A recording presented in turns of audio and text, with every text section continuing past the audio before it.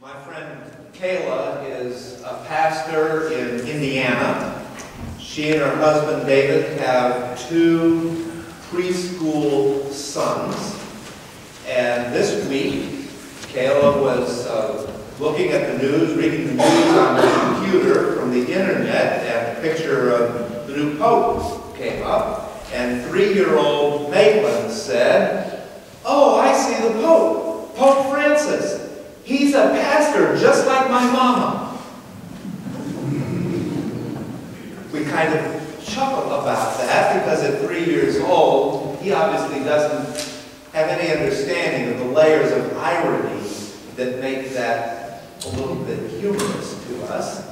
But there is something there where he connects his mother, a woman, Protestant pastor, Mary, with the Pope, who's steeped in all that tradition and all of those trappings of centuries that are gathered around him.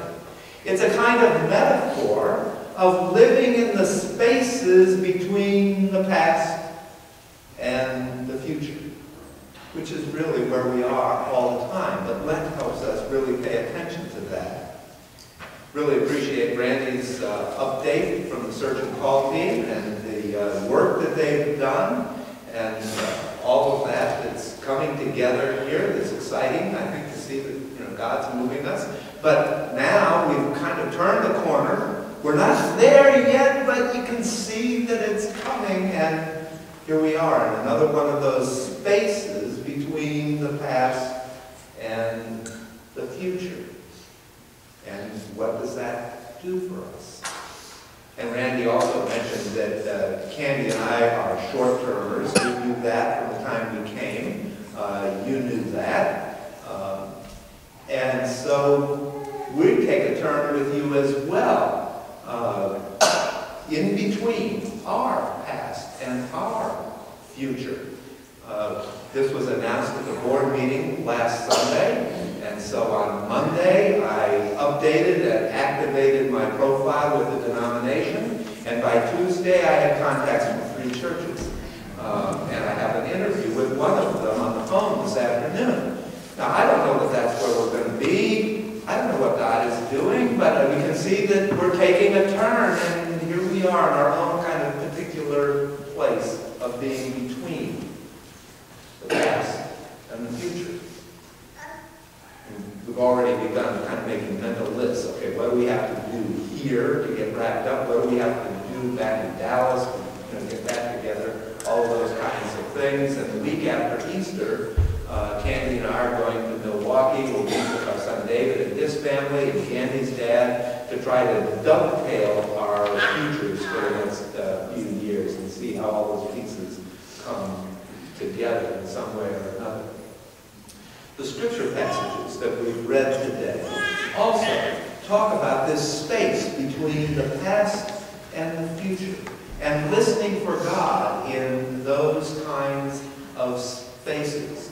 Those spaces where we are emerging from the past and want to be embracing the future, but it's not quite there yet. And so we listen for God in those kinds of spaces. And often God says to us, I'm going to reverse your expectations. What you think is going to happen isn't what's going to happen. It's going to maybe even seem to be the opposite of what you thought you expected. As an interim pastor, one of the obvious parts of my job with you, my ministry with you, is to be worship leader, church leader, pastor caregiver during this time between pastors. But there's another part that's equally as important, but a little more below the surface. And that is that as an interim pastor, I'm here to create some space between the previous pastor and the new pastor. A little bit of insulation so that you're not quite so prone to compare the new pastor with the previous pastor. It's going to be different. It's going to be a reversal of some of your expectations. And that's good. That's what God is bringing to you in that time. And that's what we saw there in Isaiah 43. section of Isaiah 40 to 55 is really very relevant to the people of Judah during the time they were in exile in Babylon and getting them ready to go back to the promised land. And in that little part that we read today from chapter 43, it looks back to the Exodus out of Egypt, out of slavery, and they came up to the edge of the sea, the army behind them, and what's going to happen? And God opens up the sea, and they have dry ground, and they can walk across the sea on the dry ground to freedom. But now, in Babylon, it's not a sea, it's not water that separates them from freedom, it's a great dry desert. And so what does God say? Well, I'm going to do a mirror image here. I'm going to flip. I'm going to reverse this. So instead of making dry ground through the middle of the sea, I'm going to make a river through the middle of the desert. And it's going to be different than when you came out of Egypt. There you had the Pharaoh's army bearing down on you, ready to either take you back to Egypt or kill you. But what I'm going to do now is give a pagan king the ability, the desire to not only launch your return to your homeland, but to pay for it, to finance it. It's going to be a mirror image. It's going to be the reverse of what you experienced before. And God says to them, I'm doing something new.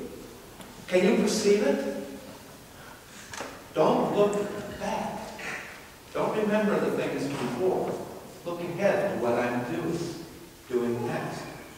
And I think the Apostle Paul had a picture of that. He certainly knew the Hebrew Scriptures very well. And I can't help but think that when he wrote in Philippians 3:13 there, forgetting the things that are behind, I strain to the things that lie ahead, that he wasn't thinking back to that line in Isaiah 43.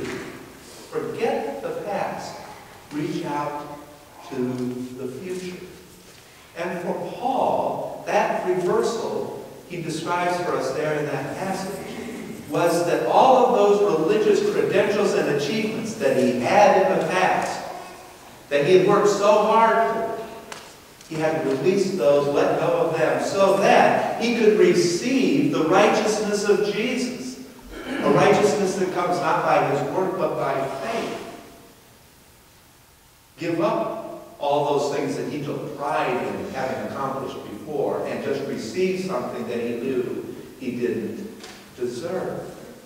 A great reversal for him. Children of Israel are being told here by the prophet that when they return from Babylon back to Judah, that is going to be even greater than the Exodus when they came out of Egypt. Maybe a little hard to see in some of their history. But from a New Testament perspective, we see that that was a turning point by which God was working to bring the Messiah, to bring Jesus Christ to the world, for the redemption of all humanity. And so that was a much greater turn. And the Apostle Paul, he says, when I look at the righteousness I received from Christ compared to the righteousness that I earned on my own stuff is rubbish. It's nothing. Forget it. This is just so much better. It's great.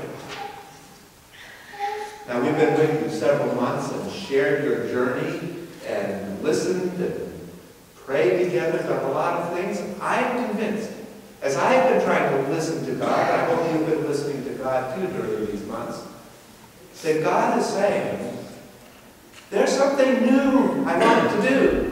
Can you see it? It may be the reverse of what you're expecting, but it's going to be way better than even the best stuff of your past. I'm going to eclipse the old glory with new glory that's even greater. What an amazing, wonderful thing. Lent is a season when we are very aware of this being in the middle between the past and the future. We spend some time in penitence, thinking about where we've been, where we've messed up, our struggles, our wanderings. But we also are looking forward in Lent, not just to celebrating Jesus' resurrection on Easter, but we're looking forward to that great redemption, and we share in that resurrection as well. So Lent reminds us that we're not chained to our past. We can be free of that. But we're also not quite all the way there to the fullness of our redemption and resurrection either. We're in this space between the past and the future, listening for the Word of God to come to us. During this season of Lent, we have walked with Jesus in the Gospel of Luke from his ministry in Galilee, now going through these spaces until he gets to the cross in Jerusalem. And we're going to jump out of Luke into John, chapter Mark 14, are the same woman in the same incident. Those two accounts are really quite close. The one in Luke 7, I believe, is much earlier in Jesus' ministry. It took place in Galilee, not in Bethany. It was a sinful woman, which certainly doesn't describe the way we would think of Mary of Bethany. So I think that was a different episode. John's report is puzzling because it doesn't exactly match what we've got in Matthew and Mark, but it certainly isn't the one in Luke. And where does all of that fit? I can't prove it, and I wouldn't, put my theological credentials on the line for this. But I think that John is telling us the same story that Matthew and Mark are telling us. But as John frequently does, not thinking chronologically but theologically, he's telling it in his own way to make a very dramatic turn in the story from that movement from Galilee to Jerusalem and now into the climactic events of Holy Week.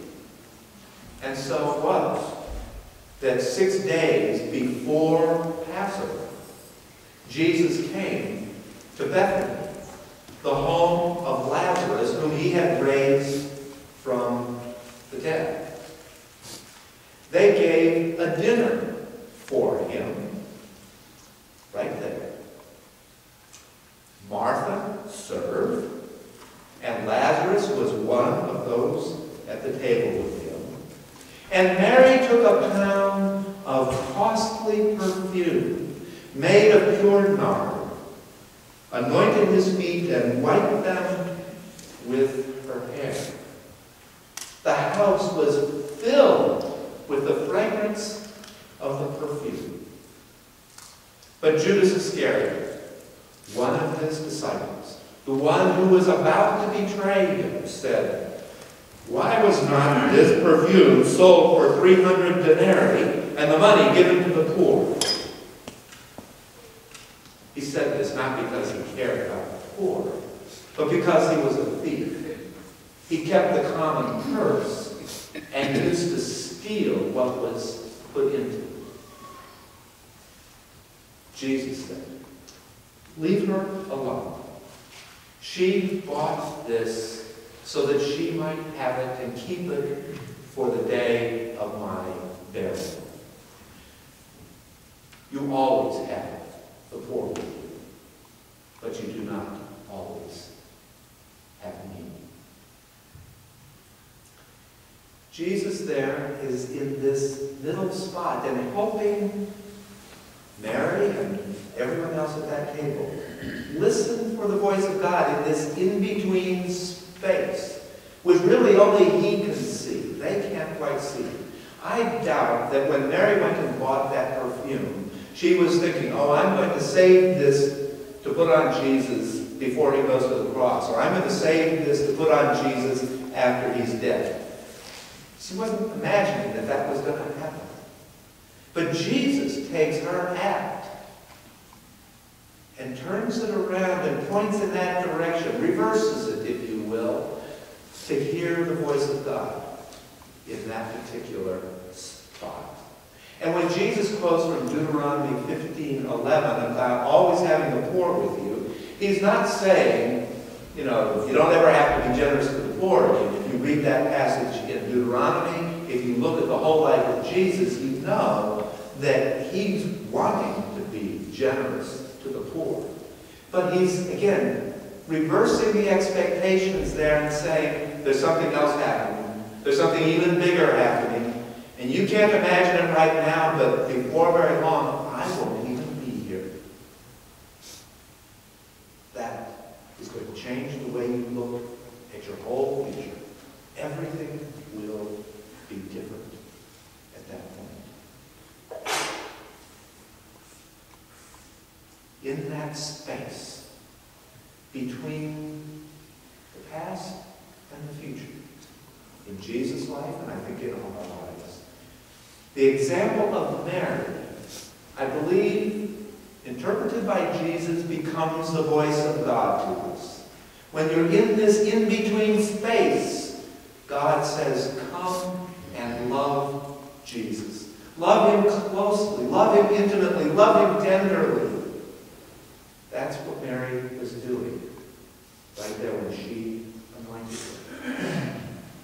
For her to anoint the feet of a man who was not her husband, let down her hair and wipe those feet with her hair in public, was a scandalous intimacy. But she's lost in expressing her love for Jesus, her great love for Jesus. She intended that, I'm quite sure, as an expression of thanks for having raised her brother Lazarus back to life. But Jesus reverses that expectation and points